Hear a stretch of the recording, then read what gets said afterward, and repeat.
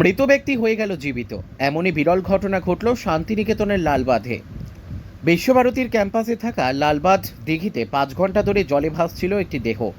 মুহূর্তের মধ্যেই চাঞ্চল্য ছড়িয়ে পড়ে গোটা শান্তিনিকেতন জুড়ে। সেই ঘটনা শুনেই ততক্ষণে কয়েকশো লোকের জমায়েত হয় ঘটনাস্থলে। কৌতূহল, কার দেহ ভাসছে জলে। খবর পেয়ে ঘটনাস্থলে পৌঁছায় শান্তিনিকেতন থানার পুলিশ। পরে পুলিশ পৌঁছে দেহটিকে জল থেকে তুলে পাড়ে নিয়ে আসতেই মৃত যুবক হয়ে গেল জীবিত। বুধবার সকালে এমনই এক বিরল ঘটনার সাক্ষী থাকলো গোটা শান্তিনিকেতনবাসী। মৃত যুবককে জল থেকে তুলে পাড়ে ওঠানোর পর সে জীবিত হয়ে নিজেই আবার পায়ে হেঁটে উঠল পুলিশের গাড়িতে। এহেন ঘটনায় এক হাস্যকর পরিস্থিতির সৃষ্টি হয়। যুবকের এই কর্মকাণ্ড দেখে অনেকেই ক্ষোভে ফুঁসছিলেন। পুলিশ সূত্রে জানা গেছে, এহেন কর্মকাণ্ডে ওই যুবকের নাম শম্ভু হেমব্রম। শান্তিনিকেতনের বাগানপাড়ার বাসিন্দা তিনি।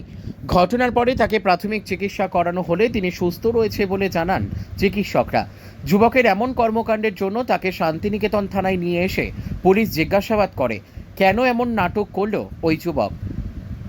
শান্তিনিকেতন থেকে শুভদীপ গুইয়ের report, crime press Bengal news. বললাম এখানে আমার লেবারগুলো কাজ করছিল, আমি 2 নম্বর ওয়ার্ডের সুপারভাইজার। তো এখানে লেবারগুলো কাজ করছিল, ওখানে ময়লা ফেলে ওরা হাত ধুতে আসছিল, দেখলো যে এরকম একজন শুয়ে আছে। ওরা আমাকে ফোন করলো, আমি এলাম, আমি দেখলাম যে, আমি ভাবলাম প্রথমে শুয়ে আছে, ও ঘুমাচ্ছে হয়তো। তো পরে দেখলাম যে না, একদম লড়াচড়া করছে না। আমি আমার কাউন্সিলরকে ফোন, না পরিচয় কিছু জানা যায়নি। আমি আমার কাউন্সিলরকে ফোন করলাম, কাউন্সিলর থানাতে ফোন করেছেন, অবশ্যই আসবেন ওনারা।